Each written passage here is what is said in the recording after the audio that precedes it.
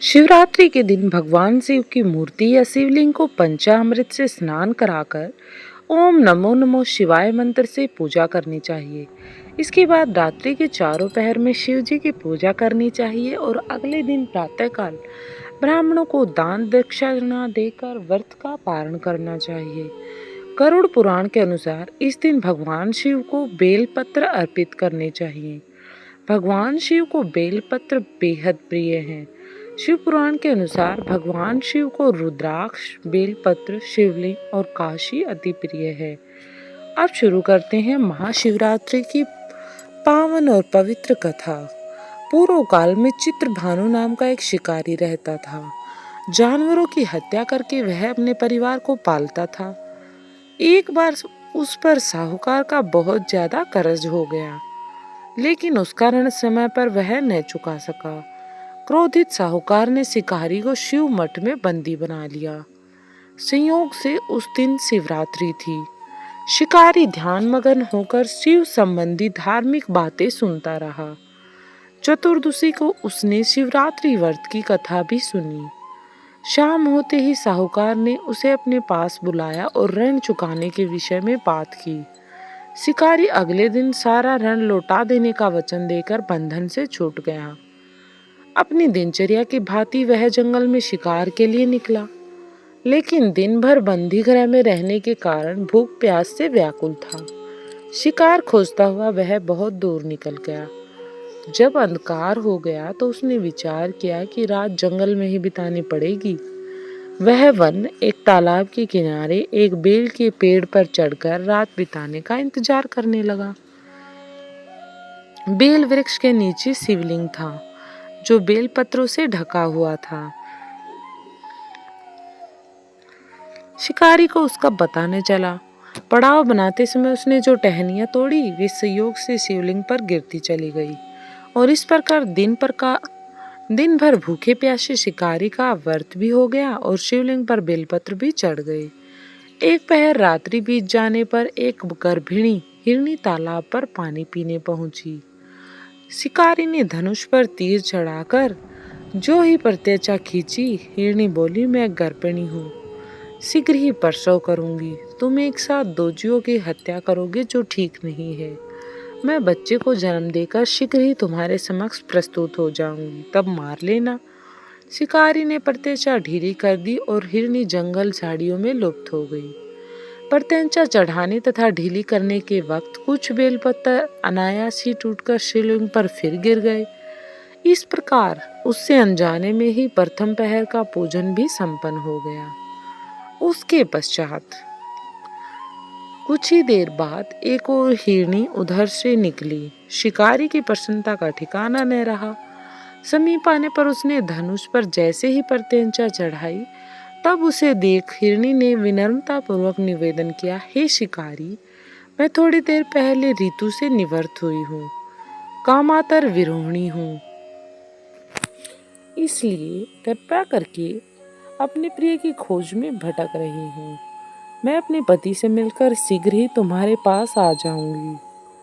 शिकारी ने भी उसे जाने की अनुमति दे दी।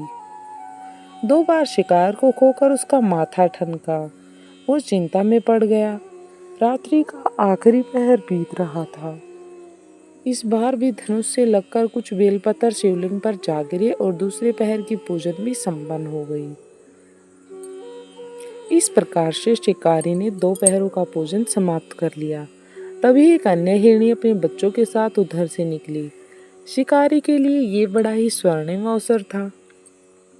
उसने धनुष पर तीर चढ़ाने में देर न लगाई और वह तीर छोड़ने ही वाला था कि हिरनी बोली, हे शिकारी, मैं इन बच्चों को इनके पिता के हवाले करके लौट आऊंगी। इस समय मुझे मत मारो।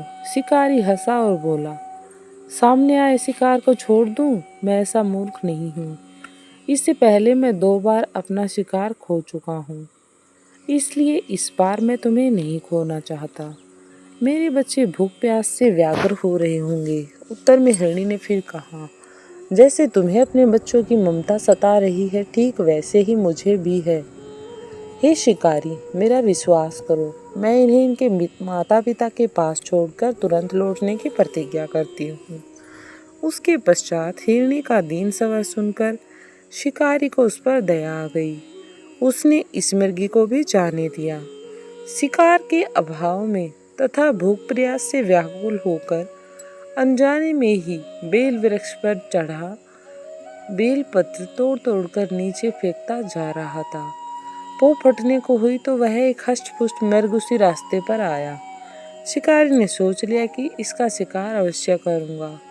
शिकारी की तनी पर तेजा देखकर मृग विनीत स्वर में बोला, हे शिकारी, कृपया मुझ पर भी ध्यान दीजिए। यदि तुमने मुझसे पूर्व आने वाली 3 मुर्गियों तथा छोटे छोटे बच्चों को मार डाला है तो मुझे भी मारने में विलंब न करें, ताकि मुझे उनके वियोग में एक क्षण में ही दुख न सहना पड़े। मैं उन हिरनियों का पति हूँ। यदि तुमने उन्हें जीवन दान दिया तो मुझे भी कुछ क्षण का जीवन दान करने की कृपा करें। मैं उनसे मिलकर तुम्हारे समक्ष उपस्थित हो जाऊंगा। मृग की ये बातें सुनकर शिकारी के सामने पूरी रात का घटना चक्र घूम गया।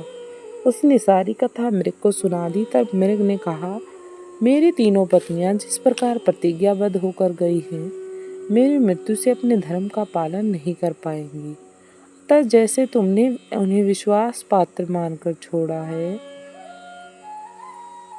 वैसे ही मुझे भी जाने दो। मैं उन सब के साथ तुम्हारे सामने शीघ्र ही उपस्थित रहती हूँ। शिकारी ने भी उसे जाने दिया और इस प्रकार प्रातः हो गई। उपवास, रात्रि जागरण तथा शिवलिंग पर बेलपत्र चढ़ाने से अनजाने में ही शिवरात्रि की पूजा पूर्ण हो गई और घर में खाद्य सामग्री आ गई।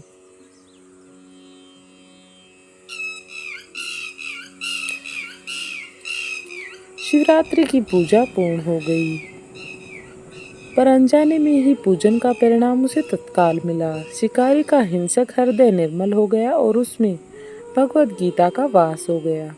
थोड़ी ही देर बाद वह मृग सपरिवार शिकारी के समक्ष उपस्थित हो गया ताकि वह उनका शिकार कर सके। किंतु जंगलों की पशुओं की ऐसी सत्यता, सात्विकता और सामूहिक प्रेम भावना देखकर शिकारी को बड़ी ग्लानि हुई। उसने मृग परिवार को जन्म दे दिया, जीवन दान दे दिया। अनजाने में शिवरात्रि के व्रत का पालन करने पर भी शिकारी को मोक्ष की प्राप्ति हुई।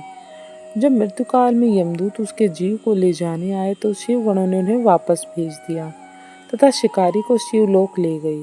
शिव जी की कृपा से ही अपने इस जन्म में राजा चित्रभानु अपने पिछले जन्म को याद रख पाए तथा महाशिवरात्रि के महत्व को जानकर उसका अगले जन्म में भी पालन कर पाए।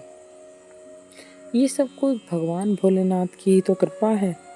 लास्ट में बात आती है मोरल की, कि आखिर शिव कथा का क्या संदेश है।